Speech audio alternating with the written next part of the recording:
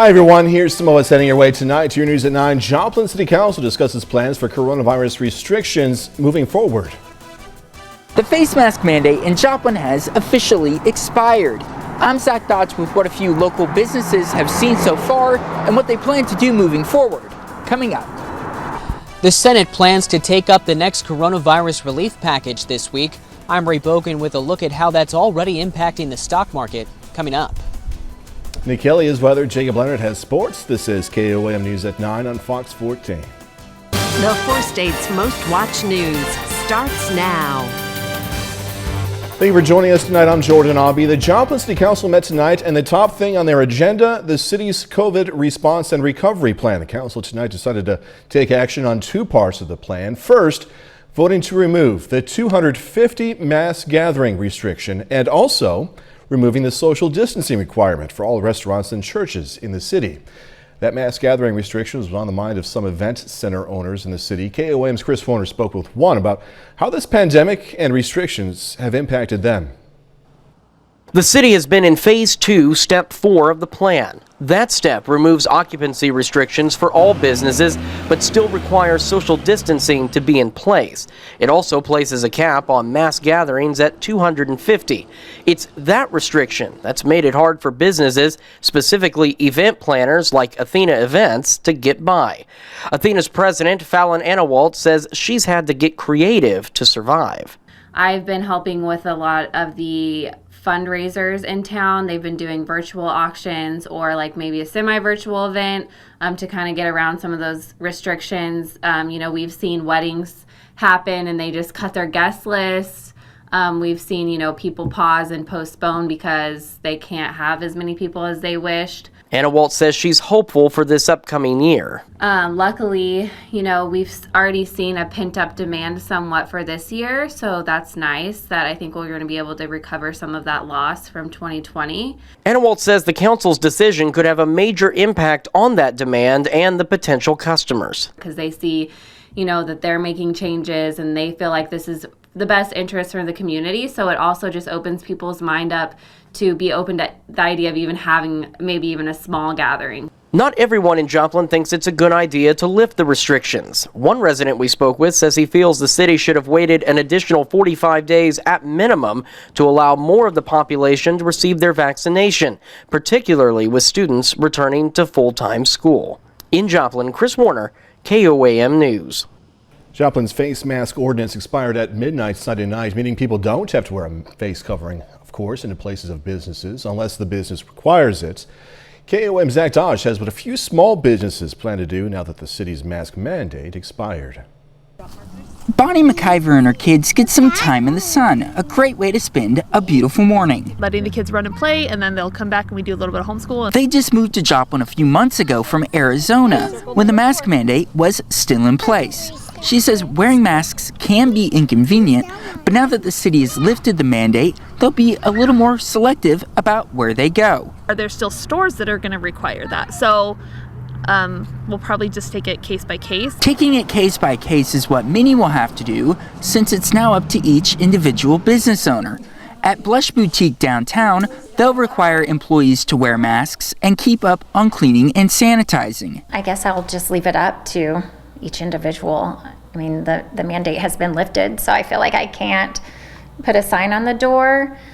But I think most people will still wear their mask. And down the street about half a mile, we haven't changed a thing, really. We're acting like the mandate's still in place. At Body Accents, everyone that steps through the doors is required to wear a face covering, especially if they're getting a tattoo. We basically have to be in close with them while we're working on them, but that still doesn't mean we have to be unsafe about it. Now, we reached out to several area business owners to see what they thought of the city letting the mandate expire, but many of them weren't comfortable commenting because the issue has become so divisive. It really didn't bother me. I don't think it affected my business either way. It wasn't even an issue. I support the city in that. I do. I mean, we feel that it helps and we'll continue to do it because that's, our personal belief. But when it comes to the rest of the folks out there, I mean, buyer beware. Let them choose for themselves. In Joplin, Zach Dodge, KOAM News. Face mask ordinance was first enacted back in July, was allowed to expire in August. Then it was reinstated in November and just expired again. Nick Kelly joining us now with the first look at the forecast. I had to make sure it was you because Peyton, my awesome producer, put in, it was you, of course, but I had my doubts, unfortunately. I'm sorry, Peyton. I'm sorry. It is Nick Kelly tonight. Really no complaints today, huh? No complaints at all weather-wise. Cold start this morning, but with dry air in place and plentiful sunshine, Jordan, we went from 26 this morning to a nice rebound, a high of 53 at Joplin Regional. We've had quiet skies all day long. We've had it all evening long so far. With that being said, I am watching a weak wave trying to work across the Texas-Oklahoma borders near Wichita Falls right now. That might be a nuisance for a few spots by tomorrow morning, but for now, everyone's quiet, but some of you are getting cold already. Upper 30s to near 40 across much of the region. Maybe a few random showers for tomorrow, Jordan, but I'm watching a better chance of rain in the extended forecast. We'll break down the rest of the week coming up in a bit. Nick, thank you. 500,000 more Missourians become eligible for COVID vaccines starting 2 weeks from today. The next tier of vaccines begins on March 15th. People in that category include K through 12 educators, child care providers, government workers, and others in professions considered critical infrastructure. Some Missouri residents currently eligible for the first dose of the vaccine can get it for the next couple of days in Carthage. The Jasper County Health Department and Missouri National Guard are holding a clinic at the Carthage Fairview Christian Center tomorrow and Wednesday. People should call the Jasper County Health Department for an appointment. Now, the Community Health Center of Southeast Kansas is now accepting COVID-19 vaccine appointments as part of the Phase 2 plan. Vaccinations will be at all CHC SEK clinic locations. Johnson & Johnson's coronavirus vaccine is preparing to ship out across the country. The drug maker says Americans could start receiving their dose within 2 days. The third vaccine comes as the CDC warns of another surge of new infections. Fox News correspondent Jonathan Siri has more. The first shipments of Johnson & Johnson's COVID-19 vaccine were packed up at a Kentucky distribution center today. The Biden administration says initial doses will be delivered as early as Tuesday morning to health departments, pharmacies, and community vaccination centers. Not every site will have all 3 coronavirus vaccines, but health experts advise those eligible to get vaccinated with the first one available. If you want to stay out of the hospital, if you want to save your life, you take whichever vaccine is offered to you because that's going to be the right one. Nearly 4 million doses of J&J's vaccine will ship out this week. Another 16 million are expected by the end of March, but White House officials say it's not exactly clear when those doses will arrive. We know that J&J distribution and delivery will be uneven across these early weeks in March. And the company expects the delivery to be predominantly in the back half of the month. Johnson & Johnson's vaccine comes as the 7-day average of new infections and deaths increases. The CDC says new cases are stalling at a high number, around 70,000 per day. Public health officials are urging people not to let down their guard. We have the ability to stop a potential fourth surge of cases in this country. Continue wearing your well-fitted mask and taking the other public health prevention actions that we know work. Johnson & Johnson says it's also working on a booster shot to better protect against coronavirus variants. In Atlanta, Jonathan Seri, Fox News. The Senate takes up the latest COVID relief bill this week. While the final bill is not expected to include a federal minimum wage hike as passed by the House, Democrats aren't yet giving up that fight. Fox News correspondent Ray Bogan has more on that, plus how the markets are responding to hopes of another round of economic relief. It was a strong day on Wall Street as investors reacted positively to the new Johnson & Johnson vaccine and the $1.9 trillion coronavirus relief bill approved in the House, now making its way to the Senate. Comprehensive legislation that will help us crush the virus, recover our economy, and get life back to normal. The massive bill provides Americans making $75,000 a year or less with $1,400 stimulus checks and gives $400 a week in extra unemployment benefits. It expands food, rental, and child care assistance programs and includes money for testing, protective equipment, and schools. The Senate version will not include a minimum wage increase to $15 an hour because the Senate parliamentarian ruled it can't be included in a budget bill. 23 progressive House Democrats are urging President Biden and the Senate to overrule the parliamentarian. Senate Democrats and the White House both say they'll find another way. I support an increase in the minimum wage, but it clearly cannot be on this reconciliation bill. Republicans are mounting an opposition. They're going to argue many items are unrelated to the pandemic, like $100 million for a California rail project. Whenever their long-term liberal dreams come into conflict with what Americans actually need right now, Democrats decided their ideology should win out. Republicans also say schools already have the resources they need to reopen. Because of the $68 billion allocated for schools last year, only $5 billion have been spent. Ray Bogan, Fox News. KOAM News at 9 on Fox 14 takes this time to honor one of our four-state heroes. David Carney served in the U.S. Army from 1968 to 1969, spending time in Vietnam. Native of Joplin, Carney earned several awards, and we are proud to thank and salute David Carney. He's tonight's four-state hero. Nick is on deck with a complete look at the forecast a bit later. A Fort Scott student athlete adding to an already impressive senior campaign. Gonna have that story in sports.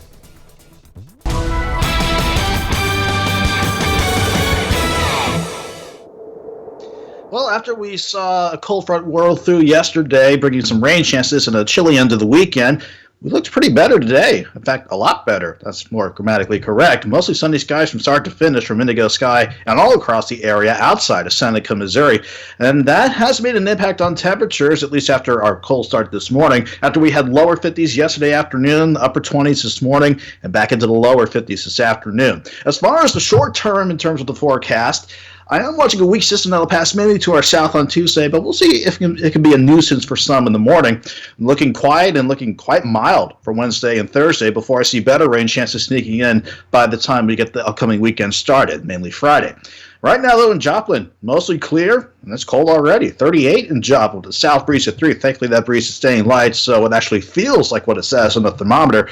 Outside of Joplin, we're at 37 in Pittsburgh, 41 still in Iola, and 42 in Independence. Everybody else mainly upper 30s to near 40 degrees, and we will be back near the freezing mark for some, and on the Kansas side, some of you into the 20s before we hit sunrise tomorrow morning. Quiet skies here all day long. It looks pretty calm at the Central Plains, at least from this view of the Skywatch storm tracker. While we don't have any immediate systems looking to pose any problems at the surface, it's what's upstairs I'm keeping an eye on. First and foremost, this upper low working across the Texas-Oklahoma border, that might be an issue for a few spots early tomorrow morning, but I'm also watching this upper low just west of San Francisco. That's going to be a better shot for rain on the way in the extended forecast. In the short term, though, we're going to focus on that upper low that wants to pass mainly to our south. For many of you, you're going to deal with a quiet night and quiet start for your Tuesday morning. But as you work closer to US 60 and points south, right along the Missouri-Arkansas border, that upper low might try to clip us with a little bit of moisture, and that could result in a little cloud cover and maybe a random shower or two. Again, this is early in the morning. Then I think we're good for the rest of the day. So once we get past that little bump in the road, we'll be back into the 50s for afternoon highs tomorrow. So let's watch for a random shower for a few spots south of Joplin in the morning. But it's cold start at 32, 52 by noon, afternoon highs around 56. So everybody looks good once we get past the morning drive. That low works off to the east. An upper ridge builds in, keeping us nice and quiet with highs in the mid-60s under probably the mostly sunny skies for Wednesday and Thursday. But then that low out near San Francisco, that will start to roll in late Thursday night, especially going into Friday. That's going to be our better shot for rain as we get the weekend started. But once that clears the picture, we're dry for Saturday and dry as we go into early next week for the most part. 56 tomorrow, 65 on Wednesday and Thursday. Let's go 50 with all that cloud cover and the rain chances. A pretty good bet for Friday. Back near 60 on Saturday, and back into the 60s we go for next Sunday and Monday, Jordan. Still enjoying no snow, still enjoying no ice. I'm happy as long as we don't get those things. Yeah, and no Arctic cold. You got it. Yeah. All right, Nick, we'll see you in a little bit. Thank you. Coming up, immigration under the Biden administration. President Biden meeting virtually with Mexico's president. I'm Lauren Blanchard in Washington. Plus, what the DHS secretary said about border security and migration coming up.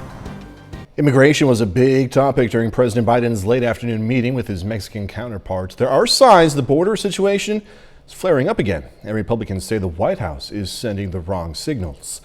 Fox News correspondent Lauren Blanchard has the details now from Washington. President Biden meeting with Mexico's leader Andrés Manuel López Obrador virtually on Monday. The two leaders are focused on the coronavirus and migration at America's southern border, as more children are crossing the border and facilities are filling up. The meeting will reaffirm the enduring partnership between both countries based on mutual respect and the extraordinary bond of family and friendship. The Biden administration's approach to border security is vastly different than the Trump administration's, which told those seeking asylum to stay away and enforced strict policies. New Secretary of Homeland Security Alejandro Mayorkas said the U.S. will welcome those seeking protection, but not yet. We are not saying don't come. We are saying don't come now. President Obrador is also interested in a program to allow 600 to 800,000 Mexicans and Central Americans per year to work in the U.S. legally. The White House has not signaled if they're on board, especially with so many Americans out of work right now. Republicans are critical of President Biden's effort to roll back so many Trump-era policies. This crisis at our border is entirely a crisis of Joe Biden's making. The former acting Homeland Security Secretary says the Biden administration needs to take a tougher stance with the Mexican government and those trying to cross the border. Hopefully, President Biden is going to take a tough stance, a tough but fair stance, in making sure that Mexico lives up to its obligations. The White House was asked if America plans to share its supply of the COVID vaccine with Mexico. The press secretary said right now that is not their focus. In Washington, Lauren Blanchard, Fox News. Just ahead, heads up to women who've recently gotten that COVID-19 vaccine and have an upcoming mammogram. Food and Drug Administration is issuing a recall of a slew of scent theories, foaming hand soaps because of concern they're contaminated with infectious bacteria. 4 scents fall under the recall, including eucalyptus mist, fresh lavender, and lemon citrus. All were sold in 11-ounce bottles. The soaps were distributed across this country. There's a side effect of COVID-19, the vaccine, you may not have heard of. Swollen lymph nodes in the underarm, often appearing in mammograms, causing concern for some women. So what does that mean for scheduling vaccinations and breast screenings? Fox's Christine McCarthy speaks with a healthcare professional to learn more. It's a side effect of the COVID-19 vaccine many women are noticing. This is a normal and expected finding and should go away in a couple of days or up to a week or so. Dr. Sona Chickermane, Division Chief of Breast Imaging at Brigham and Women's Hospital and Dana-Farber Cancer Institute, tells Boston 25 News she's seen a few cases already. Vaccines, including the COVID-19 vaccine, may cause temporary swelling of the lymph nodes on the same side as your vaccine. The swelling in those axillary lymph nodes found in the armpit area can appear in a screening mammogram and may be alarming to women fearing the inflammation may be a cancerous lump, but experts can tell the difference. The breast radiologists are aware of this finding and know how to interpret it. So if we see any swollen lymph nodes on your mammogram and know that you've had a recent COVID vaccine, we're able to interpret it accordingly. That's why Chickermane urges women not to let this side effect influence how they schedule their mammograms or vaccinations, especially at a time when vaccine appointments aren't always easy to come by.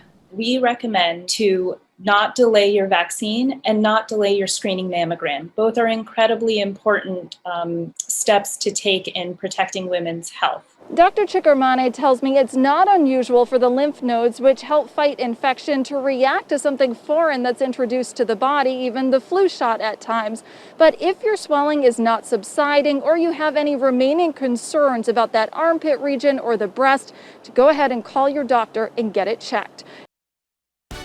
Couple of dudes spending hours crafting the snow in just the right way, and the end result, pretty cool piece of art. Going to check this one out when we come back. So if you thought making a giant snowman was hard, imagine making a giant snake out of snow. That's exactly what the Mosley family did outside their Denver home. 5 siblings decided to spend nearly 10 hours, that's the eye right there in the face, 10 hours on this slithery, snowy ice creation. It's estimated to measure about 77 feet around the yard.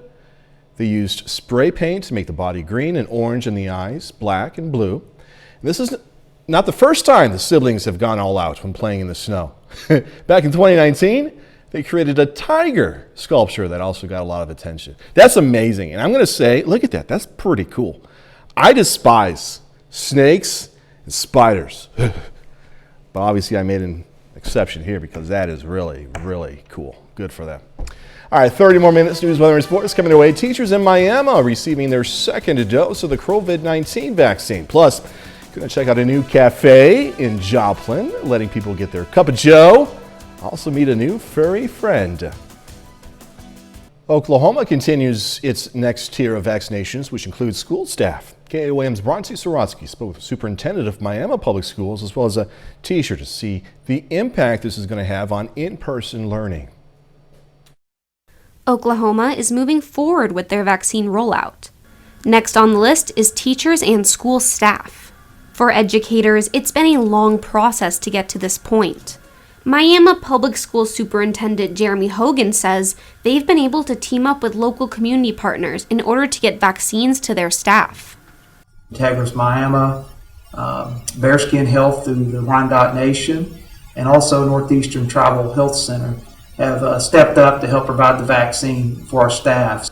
Hogan says a little over 60% of the school district's staff have received their first dose, with some even on to their second. Chrisanne Lamb, a Miami middle school teacher, will be getting her second dose later this week. Lamb, who's been teaching in person since December, has already battled COVID, so she says being fully vaccinated makes her feel better about her job. There is hope for us to get out of this sooner. It was really feeling like COVID was going to last a couple years, 2-3 years of us having to do these things. She says getting the vaccine helps her feel one step closer to returning to normalcy. We're doing what needs to happen, and so this is just another step in the process of us getting out of this sooner. Hogan says that the most important part of this vaccine effort is that it will allow for more in-person learning, which will help us tremendously with classroom coverage, not having substitutes, having to shift the whole class or maybe a school site to virtual learning. So it's going to help greatly. Most importantly, it will help keep their staff safe. In Miami, Bronte Sorotsky, KOAM News. Some staff received their second dose of the vaccine this week. The rest are going to have the opportunity next week. Heads up, the City of Miami is reminding its electricity customers that bills will likely be higher, but it's because of using more electricity during cold temperatures. The city says as of now, the price per kilowatt hour has not changed. Kansas state officials are encouraging people to apply for help from the Low-Income Energy Assistance Program. This is for anyone with high electric bills after recent frigid temperatures. The program is federally funded and helps households pay a portion of their home energy costs through a one-time per year benefit. This year's application period goes until March 31st. Kansas bars and restaurants are permanently given the go-ahead to sell cocktails to go. It was a measure lawmakers initially passed out businesses during this pandemic. The Sunflower State joins Iowa and Ohio with current permanent cocktails to go laws. Cat lovers have a new hangout spot in Joplin. The 9 Lives Cat Lounge and Adoption Center offers people a chance to get some coffee, pastries, caffeine, also spend some time with those furry friends. KOAM photojournalist Ty Parks stopped by to check it all out. That sounds really crunchy. We wanted to actually bring something to Joplin that can not only just bring an experience, but also a positive atmosphere, something that can not only feed you nutrition-wise, but also feed you emotionally and mentally. I mean, being around cats has been proven that's good for your health. Oh, say hi, kitty. Rescue partner is the Joplin Humane Society, so all the cats come from them. So they come fully vetted, vaccinated, spayed or neutered, microchipped, and with the feline leukemia treatment. So make sure that they're as healthy. I want to play with your bracelet. I know. I love cats and I love coffee. So it's a great combination. When I heard there was a cat coffee shop opening, I was just like, this is perfect. Like, it's a great combo. It's a great therapy session almost. So I was really excited. Perfect. I just got that. The lounge currently has more than 20 cats. Customers are allowed to play with them for 30 minutes at a time. A bit later, more pressure on New York's governor. More Democrats are backing an independent investigation into sexual harassment allegations against New York Governor Andrew Cuomo. I'm Brian Yennis in Brooklyn, New York. I'll have that story coming up.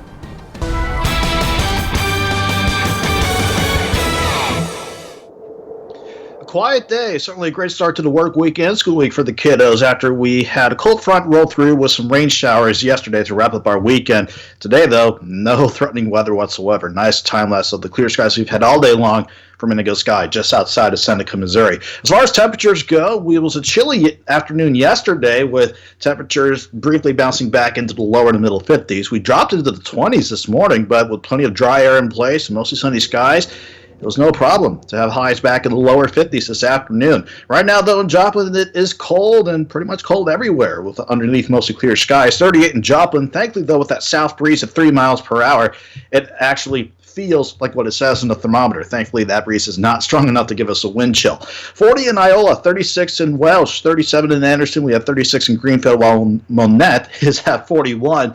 And everyone will continue to turn colder throughout the night, upper 20s to about the lower 30s. That's going to be the sweet spot for many of you, for lack of a better expression, as we head into tomorrow morning. It was quiet here all day long on the Skywatch storm tracker. At first impressions, doesn't look like much happening across the Central Plains.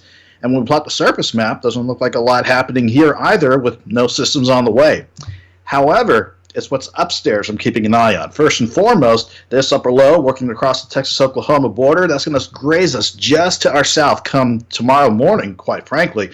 Then once we get that out of the picture, I'll focus on the next upper low, sitting just to the west of San Francisco. That'll play a role later on in the forecast. In the short term, though, it's about that upper low just to our southwest, when the grace is just to our south. For many of you, it won't do anything since it'll pass far enough south of you. So for many of you, it'll be a mostly clear, quiet night, as overnight lows on the Kansas side could drop back into the middle to upper 20s and lower 30s elsewhere. However, I would not put it past this wave if it has just enough moisture to work with to try to sneak in a little bit of cloud cover for areas along and south of US 60 and maybe throw in a random rain shower or two. This is not looking like a big deal. And once we get past the morning drive, that's pretty much it with this wave. We'll just enjoy mostly sunny skies for the rest of the day. The temperature's looking to rebound once again. If I can ever get our planner up here. There we go. 32 in the morning, 52 by noon, afternoon highs around 56. I think we can do it with still just enough dry air in place and the southwest wind at 5 to 15. Cold again for Wednesday morning, but most of us will be in the mid-30s. And then look at how warm we get for tomorrow. I wish tomorrow, but Wednesday, highs back in the mid-60s. That will happen once we get that upper low tomorrow out of the way, that upper ridge. That's what gets us back into the mid-60s for Wednesday and Thursday before we see that upper low near San Francisco head our way with better chances for rain on Friday. In the meantime, though, 56 tomorrow, maybe a random shower south of US 60 in the morning, then dry for the rest of the day. Mid-60s Wednesday and Thursday. Rain chances keep us near 50 for Friday, Jordan, but we're back near 60 on Saturday, and lower to middle 60s going into early next week. A little more rain would be nice to wash away the rest of that salt that's on the roads. Still quite a bit of salt in some places. Yeah, with the way I'm looking at things here, any rain chances Tuesday morning, slim, won't do it, but I'm pretty sure the rain chances on Friday could rinse some of that away. Awesome. Nick Kelly, thank you so much. Hey, don't forget, you can be the first to know of the day's weather with KOAM Skywatch weather app. You can get severe weather updates sent straight to your phone, free of charge. It's available in the Apple App Store, also the Google Play Store if you have an Android phone. Just search for the KOAM Skywatch weather app. Coming up in sports, Southeast Kansas standout, adding to a special senior season with the state wrestling championship. Plus, Pitt State women preparing for Wednesday's postseason opener. Jacob Leonard joins us with details next.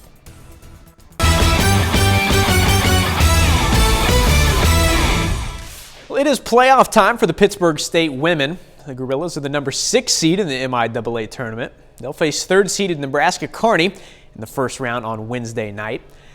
Now, it'll be the second meeting of the season between these two teams. Kearney won the first one 57-53 in Pittsburgh back in January.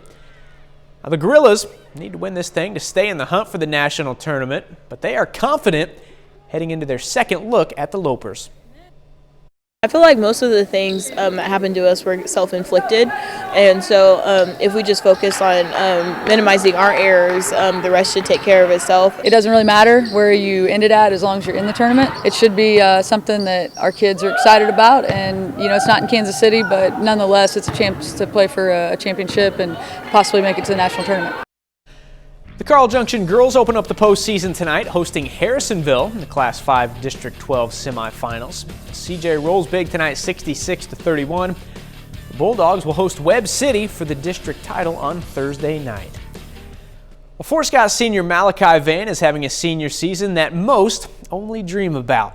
Van won a state wrestling championship over the weekend, the latest achievement of an impressive final season as a Tiger. Malachi Van is leaving his mark in his senior season at Fort Scott High School. It's been kind of like a dream, really. It seems almost everything has kind of went as planned. I mean, it's kind of what you would want. Just so relentless when he wants something. Van won a 4A state wrestling championship over the weekend in Salina. It was definitely something I've been just chasing since I was like, I don't even know, beginning, like 4 years old, really. I mean, it was just crazy. I knew that I was just going to run up to my dad. And you can see there's a video. I just ran up and jumped into his arms. It was pretty funny. But I thought it was a pretty sweet moment. And I feel like we've always been kind of just hoping and kind of knowing that it was coming sometime. His wrestling state championship was preceded by a special fall season on the football field. Van led the Tigers to a 7-1 record, a conference championship, and was named the SEK Offensive Player of the Year at quarterback. He's just a phenomenal athlete and an even better young man. Works hard every day, very coachable. His teammates respect him. Coaches love being around him. And when you have those characteristics, you have a chance to be successful, and that's just what he's done. He's got this charisma that he can get people to follow him, and he can keep things loose, and he's funny. And then when it's time to go, he goes. Van says he plans on throwing for the track team this spring, but he's already put his name in the Fort Scott history books, and after a few years away, he's happy he's done it in his hometown. I think coming back here and getting to do it with everybody that I kind of grew up with, all of my friends from like middle school, it was really fun to get to come back and do it with all of them. I'm going to miss him dearly. You know, I've known him and his family for the better part of 15 years, and he can't be replaced on the football field or on the wrestling mat. Van was not the only Tiger to bring home a state championship. His teammates Kobe Burchett and Jacob Stinnett also won in their respective weight classes. It's the first time in program history Fort Scott has had 3 state champions in the same season. It was an unbelievable feeling to sweep in the finals with the 3 that we had there. I couldn't have written it any better. You know, I've coached the 3 champions since they were 5 years old, and when they transitioned to high school, I transitioned with them and got the head job, and it was kind of a storybook ending that we wanted, and we knew that they had the potential to do those things. It was just going to be a lot of hard work and game planning and trying to peak at the right time, and they did that. That's a look at sports. We're back with more news after this. Strong reactions are still pouring in after New York Governor Andrew Cuomo's surprise apology last night. It came after 2 former aides accused him of sexual harassment. Fox News correspondent Brian Yennis has more now from Brooklyn, New York. The bipartisan backlash is growing against New York Governor Andrew Cuomo. On Sunday, the governor agreeing to an independent investigation into his conduct after a second former aide said he sexually harassed her. 25-year-old Charlotte Bennett says Cuomo asked about her sex life and made remarks that made her feel uncomfortable and scared. The governor issuing an apology, writing, quote, "I mean no offense and only attempt to add some levity and banter to what is a very serious business. I now understand that my interactions may have been insensitive." That's not an apology.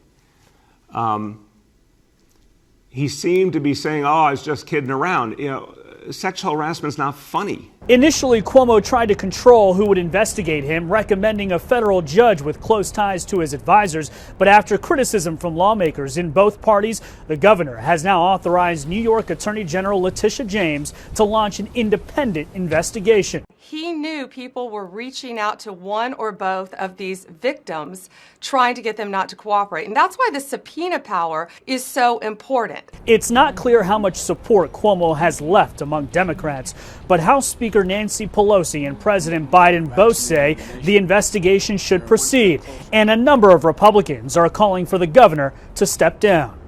This is just one more straw on the camel's back. He should resign. I think he should save us the angst and the agony. Attorney General James says the investigation will be handled by an outside law firm and not state employees. In New York, Brian Yennis, Fox News. Charlotte Bennett issued a statement this afternoon, writing in part, quote, "It took the governor 24 hours and significant backlash to allow for a truly independent investigation. These are not the actions of someone who simply feels misunderstood. They are the actions of an individual who wields his power to avoid justice." When we come back, we're going to check out the winter finale for Fox's Prodigal Son. This week on Fox's Prodigal Son, the winter finale introduces two new characters. I love this show. Lou Diamond Phillips talks to us about what viewers can expect and taking a step behind the lens to direct an all-new episode. Here's Fox's Ashley Dvorkin. Good eye. The winter finale of Fox's Prodigal Son will feature cast member Lou Diamond Phillips' work in front and behind the camera, taking a turn at directing the new episode that introduces all-new season regular Catherine Zeta-Jones. Kill anyone or annoy me. She just brings big screen charisma to the show. It's amazing. Michael Sheen's character, who mostly is stuck in a prison cell, actually gets a new job in the infirmary. But it's not doing what he thinks he's going to do. His boss is Dr. Vivian Capshaw, played by Catherine Zeta-Jones. Alan Cumming also makes his series debut, playing Simon Hawksley, a Europol agent known as the Mind Sleuth, for 2 episodes. There was a killing of Nicholas Endicott last season that the Whitleys were intimate with, and this has been an ongoing thing about what's the fallout going to be from that. And Alan Cumming, amazing. I've been a fan of his for so long. He comes on as a Europol investigator, which obviously could put all of our heroes a little bit at risk. Phillips, who plays Lieutenant Gil Arroyo on the crime drama, has directed episodes for other shows he's worked on, including Fear the Walking Dead and Agents of S.H.I.E.L.D. He was especially happy to step back behind the lens for Prodigal Son. It's something that I've always loved doing, and especially when given an opportunity to work with a cast of this caliber. I mean, every single person, in this cast is a rock star. No one does this murder stuff better than us. The all-new episode will be filled with shocking moments Tuesday night only on Fox. In Hollywood, Ashley Dvorkin, Fox News. I always think of La Bamba, that movie, when I think of Lou Diamond Phillips. Good actor. That's our time for tonight. Thanks so much for joining us. Going to leave you with video of a parade of elephants in Sri Lanka. Be safe. Do this all again tomorrow. See you then.